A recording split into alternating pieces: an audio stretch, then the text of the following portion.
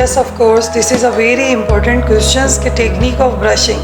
There are different types of technique of brushing. बहुत सारे techniques हैं, लेकिन हम सिर्फ वो डिस्कस करेंगे जो हमें नॉर्मल रूटीन के अंदर हमें डेली बेसिस पे यूज़ करनी होती हैं। जो बाकी टेक्निक है वो जब डेंटिस्ट किसी पेशेंट को अगर स्पेशल टेक्निक एडवाइस करते हैं तो वो उस सूरत में यूज़ करना चाहिए। सबसे पहले हम सीखेंगे टेक्निक जो हम नॉर्मल रेगुलर बेसिस पे जो टेक्निक यूज़ करते हैं वो बास टेक्निक कहलाती है। उसको थोड़ा मॉडिफाइड करके यूज़ करते हैं तो वो मॉडिफाइड बास टेक्निक कहलाती है। ये मेरे पास लोअर का जो है, सबसे पहले हम एक बात मैं आपको समझाना चाहूँगी, जो पहले वो समझ लें तो फिर आपको टेक्निक भी समझ आ जाएगी। ये जो गम्स और टीथ के दरमियान के अंदर का ये वाला हिस्सा होता है, एक्चुअली फ्री जिंजाइवा कहला रहा होता है। यही वो फ्री जिंजाइवा होता है जहाँ पे टार्टर और प्लाक आके फंसता है। तो इसलिए ज़रूरी है कि इस जिंजीवा की और इस मतलब टीथ की दोनों की क्लीनिंग होना बहुत ज़रूरी है। तो सबसे पहले हम नीचे की ब्रशिंग डिस्कस करेंगे। नीचे की ब्रशिंग करने के लिए हमें ब्रश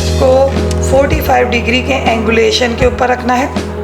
45 के डिग्री के एंगुलेशन पे रखने के बाद हाफ ऑफ द ब्रिसल्स, इसके मतलब आधे बाल गम्स पे होना चाहिए और आधे बाल टूथ के ऊपर होने चाहिए। तो जैसा कि आप देख रहे हैं, मैंने 45 के डिग्री के ऊपर पकड़ के हाफ ऑफ द ब्रिसल्स जो है वो गम पर हैं और half of the bristles tooth पर हैं। और इसको इस तरह से घिसने के बजाय रोटेटरी मूवमेंट में नीचे के दांतों में ब्रश की डायरेक्शन नीचे की जानिब लेते हुए आना है और इसी तरह से नीचे की जानिब लाते हुए हमें पीछे चले जाना है दूसरी साइड पर।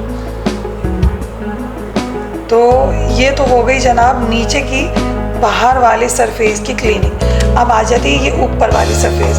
ये जो ऊपर वाली सरफेस होती है इसको हम ओक्लूजल सरफेस कहते हैं, या दूसरे मायनों में खाना चबाने वाली सरफेस। इसको क्लीनिंग करने के लिए ब्रश के डायरेक्शन स्ट्रेट रखते हुए बिल्कुल इस तरह से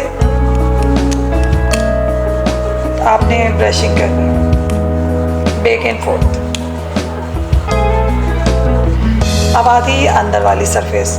अंदर वाली सरफेस की ब्रशिंग भी अपनी जगह बहुत अहमियत की हामिल है। आपने इसी तरह से ब्रश रखना है अंदर वाली सरफेस पर भी।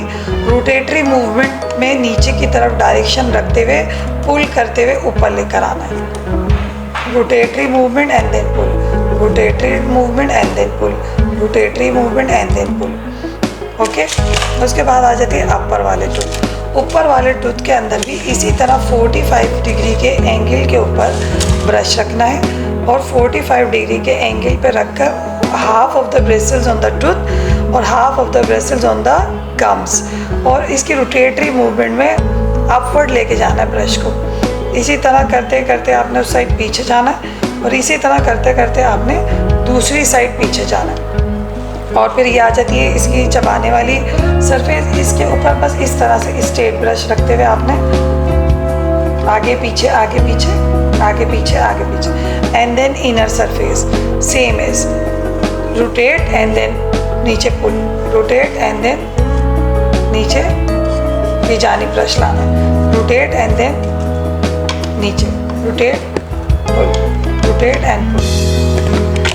याद रखें आपने ब्रश की सिलेक्शन बहुत अच्छी रखनी है। मीडियम साइज़ का ब्रश यूज़ करना है। 2 टाइम्स आप ब्रश करना है। 2 से 3 मिनट ब्रशिंग के लिए एनफ है और ब्रशिंग मेथड प्रॉपर होना चाहिए। यकीन कीजिए कभी आपको दांतों की कोई प्रॉब्लम होगी ही नहीं। तो बेहतर है प्रिवेंशन की तरफ जाएं, ना कि बड़ी बड़ी कैविटीज़ हो जाएं और बार बार डेंटिस्ट के पास वीकेंड विज़िट करें। तो हिफाजत कीजिए अपने दांत की। आपके दांत बहुत कीमती हैं। Keep smiling and thank you so much.